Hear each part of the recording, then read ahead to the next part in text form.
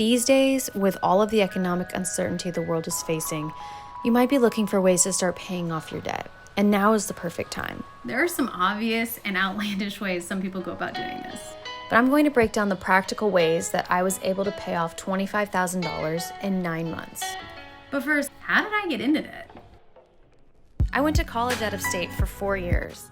Once I graduated, I moved into an apartment with my boyfriend and had to purchase my own car. The college debt plus the cost of my used car put me in the hole about $44,000 at just 22. I was unable to afford the cost of living on my own, so I relied heavily on roommates. At about 26, I was living with 4 people working at a professional job, earning about $50,000 a year, but was still unable to afford to live alone. And I lived paycheck to paycheck. I felt like I was stuck in a holding pattern that I couldn't get out of, and I saw my late 20s fast approaching. I wanted to finally be able to live alone and to have more freedom and flexibility over how I lived my life. This is when I decided I had to get out of debt. Here are 7 things you're going to want to focus on if you want to become debt-free. The first one is sort of a mindset, but this mindset is important, and that is to decide to become debt-free. Once you decide this, you must make this the one and only goal you have for yourself, because every subsequent decision you will make after this must be in service to this goal, and it cannot conflict with it. I focused all of my energy and attention into this once I decided that I wanted to become debt-free. Also, be prepared to make sacrifices and hard decisions. Debt payoff has to come before any savings goals that you might have. I do not personally recommend putting money into savings when you're trying to pay off debt. I know it's tempting to try to attempt both at once, but in my experience, I never ended up accomplishing much for both. Never half-ass anything. Whole-ass one thing. Number 2, eliminate major expenses, even if this requires a major life change. A major part of my success was when I eliminated my month-to-month rent expense by letting my lease end and moving into my parents' basement. This was not a bragging point in my life, trust me, but I knew it was going to help me achieve my financial freedom. And I was blessed to have a supportive family who offered it as an option. And it saved me about $800 every month. So, evaluate your major monthly expenses and evaluate major life choices you would have to make in order to reduce or eliminate them. And then make them. Do the thing that nobody wants to do. Move back in with your family. Move in with a friend. Find a roommate. Trade in your vehicle. The more you drastically minimize or eliminate your expenses, at least for a temporary amount of time, the faster you'll be able to get out of debt. If you're saying to yourself, Sam, I can't just uproot my whole entire life. That is too aggressive. Or maybe you're thinking, none of my friends are doing that. You need to instead be thinking about how taking aggressive action now will help your financial well-being and set you up for success later in life. You need to do whatever you need to do to put yourself in a better position, because nobody else is going to do that for you. And if you're looking for external validation to finally decide to take a leap as big as this, then this is it. Take that leap. Do it. Number 3, determine how much you need to put into debt per month and a date for when you want to be debt-free. So for this, you'll need to get specific and do a little bit of math.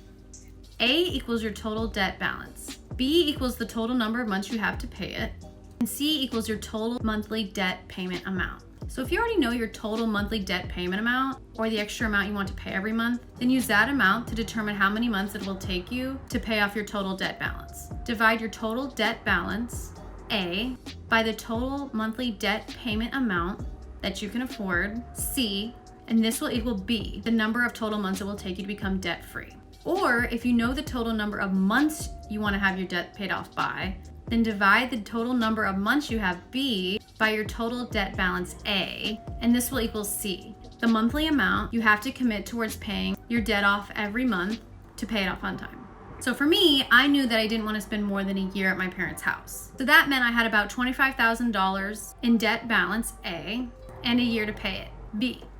So $25,000 divided by 12 months meant that I had to put about $2,200 a month into paying off my debt, at least to pay it off within the year. Determine a debt payoff timeline and a monthly amount that works for you. This will give you a clear picture of the path that lies ahead. I'll be debt-free by whenever you calculated to be debt-free by. Number 4, commit all of your income into paying off debt. Do everything you can to meet and exceed the monthly debt payment amount you've determined. This is the time to be as aggressive as possible. So aim to exceed it by putting all of your income into debt every single month. Debt is the only place your money should be going now. Here are a couple ways to reallocate your income to meet and exceed your monthly debt payment amount. Socially distance yourself. It's too soon. This may mean being socially distant for a while. I didn't see friends at all, honestly, the entire time that I was living with my parents. I didn't have the money to spend on gas to go and see them, nor did I have the money to eat out and drink on a consistent basis if I was going to be able to afford my monthly debt payment. So I told my friends at the beginning of the year what my goal was, and I set the tone that I'd be pretty much absent for an entire year in order to achieve that goal. No shopping. Don't let mindless spending get in your way. I honestly didn't buy myself a single thing for an entire year, not clothes, nothing. I did not step foot into a single Target or TJ Maxx. It was very painful because those were places I would mindlessly spend on things that I truly did not need. Just don't go inside at all. Just have a rule to not even go.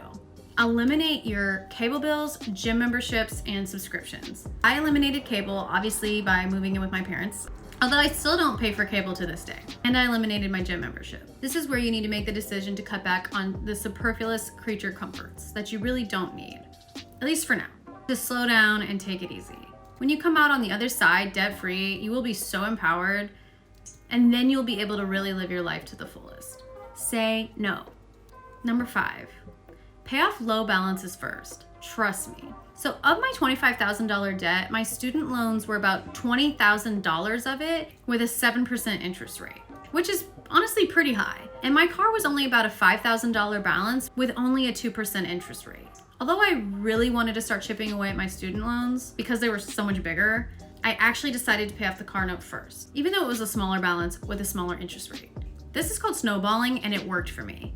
When you pay off the lowest balance first, this is one less monthly payment, which means more of your income back in your pocket. So the faster I could pay off my $5,000 car note, the faster I was able to have $300 of my own money back in my hand. And it was fast because it was such a small balance and such a small interest rate. That meant $300 I could have back in my pocket every single month, which also means it's another $300 that I could start putting into my student loans. Number 6, submit your additional payment on the same day as your monthly minimum payment. My monthly minimum payments automatically withdrew every month on the 23rd. So $300 would automatically go into my student loans and another $300 would go into my car note every month on the 23rd. I did not adjust my minimum payments, I left them alone. I did, however, log in manually that same exact day on the 23rd to make a separate or additional payment. The entirety of this additional payment went straight to my principal. The time of month that you submit your additional payment is crucial. If you do it too soon or too late after your minimum payment due date, some of it will get eaten up by interest. And you want your entire additional payment to go towards the principal for it to be the most effective use of that money. So when you submit your additional payment immediately after your monthly minimum payment, the interest will have already come out of your minimum payment and won't affect your additional payment. So pay your monthly minimum payment as you would every single month, and then that same day, log in and make your manual additional payment. And this will go towards your principal. And if you notice that your additional payment is still being hit by interest, call your bank and discuss with them why that is happening, because it shouldn't be. My extra payments go towards my principal.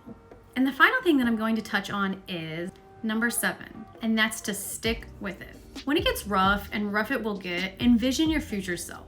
You can do this by writing out a future self journal, or imagine yourself in your future state as debt-free. What are some of the things that you would do? It's also really important to have a close friend or a confidant who can help you during this process to keep you motivated and to remind you why you decided to start doing this in the first place. For me, that was my best friend. Anytime that I was struggling and I wanted to quit and I hated life and the only reward I had for that week was a Starbucks drink, she would call me and she would just reignite me and get me excited and keep me pushing through to the finish line. And remember, this is not forever. When you're on the other side of this, you'll be thanking yourself. You are literally building yourself a better life right now. Your future self will thank you. This is for my greater good. I'm almost there. I hope sharing my experience was beneficial to you, and good luck at any debt payment that you are working on right now. Please feel free to leave any questions or comments, and I will do my very best to answer them for you. See you guys next week. Bye.